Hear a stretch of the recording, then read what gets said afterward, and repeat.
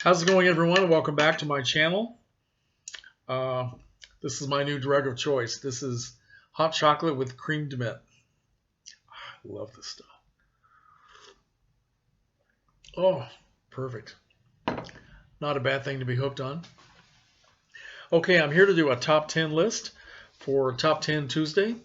And this week we are doing directors, top 10 directors. So this is not meant to be the 10 greatest directors of all eternity. I'll leave that to the experts. I'm not an expert. So this is just my top 10 favorites, and they could be interchanged with other names at different times, depending on what day it is and what movie I saw last night, right? So anyway, these are not in any particular order because, to be perfectly honest with you, I don't have one director that I put at the top of everybody else. I really don't feel that way about any of them. But let's go. All right. Number one is Mario Bava, the great Italian cinematographer turned director. And of course, my number one Bava film would have to be Black Sunday from 1960, followed very closely by three other films that I think are just absolutely fantastic. Now, Black Sunday was in black and white. Then shortly after that, he moved into color. And he did color every bit as well as he did black and white. Wow. So I love Black Sabbath. I love Kill Baby Kill. And I also love Planet of the Vampires. So Mario Bava. Number two is John Huston. Now, John Huston is a great director, did a variety of things over the years. My very first film class that I took after I retired in the spring of 2015. My very first film class was the films of John Huston, so I learned a lot about him in that class. But my two favorite, probably equally favorite John Huston films would have to be The Maltese Falcon and The Treasure of the Sierra Madre. He's a great, great director. Number three is John Cassavetes. Now, at one time, several years ago, I would have said that John Cassavetes was my number one director.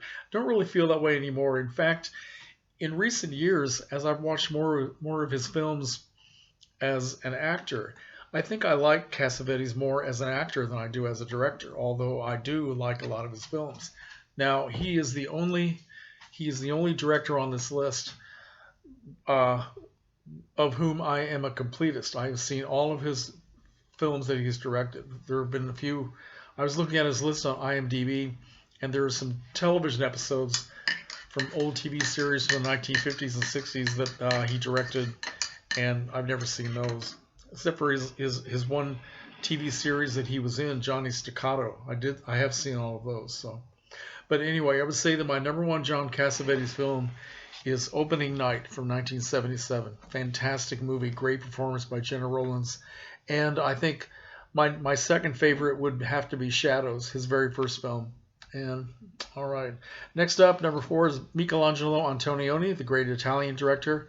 I've seen several of his films, his famous trilogy from the 1960s, and but I would say that my favorite film from him is Blow Up, 1966. Love that movie very much. Next up is Richard Linklater, and I haven't seen all of his films either.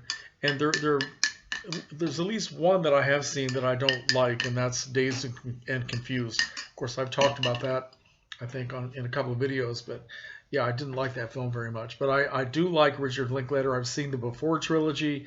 I've seen Boyhood. I've seen A Scanner Darkly, Waking Life, which I really like.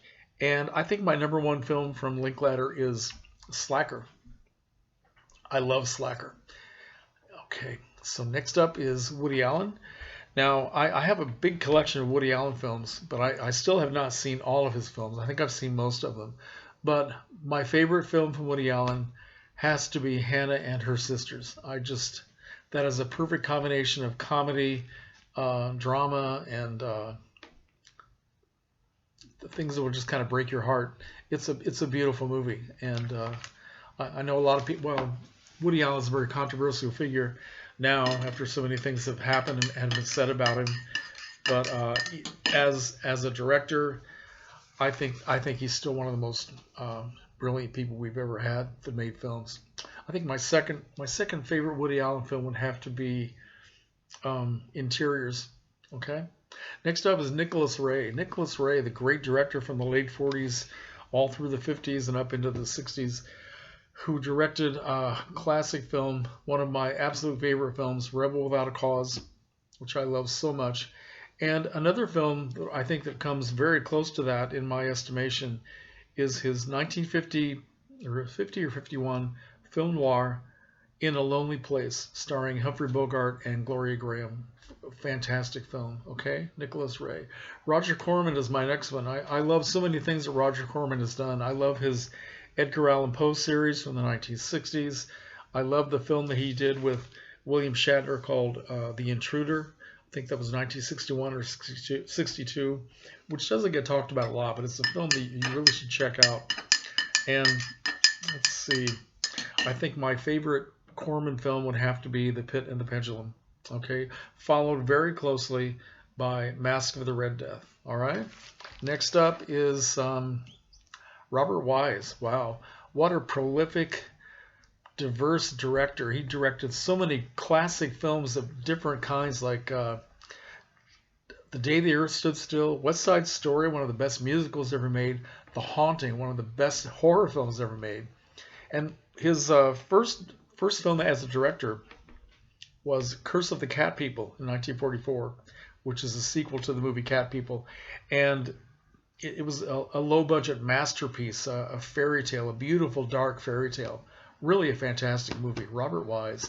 Next up, have I skipped anybody? I don't think so. Next up is James Whale. James Whale, who did, of course, the fantastic classic expressionistic Frankenstein, followed up by The Bride of Frankenstein, The Old Dark House. Great, great director. Very imaginative and creative. And I saw one of his early films last night, a film from 1931, which I think came out before Frankenstein. It was a drama called Waterloo Bridge, which was a pre-code film starring Mae Clark, and Betty Davis had a very small part in it. Very, very interesting film. Okay, so I think that, was that 10 directors? I believe it was. Mario Bava, John Huston, John Cassavetes, Michelangelo Antonioni, Richard Linklater, Woody Allen, Nicholas Ray, Roger Corman, Robert Wise, and James Whale. Okay, thanks for watching. Let me know what you think. Comments are always welcome. Have a good evening.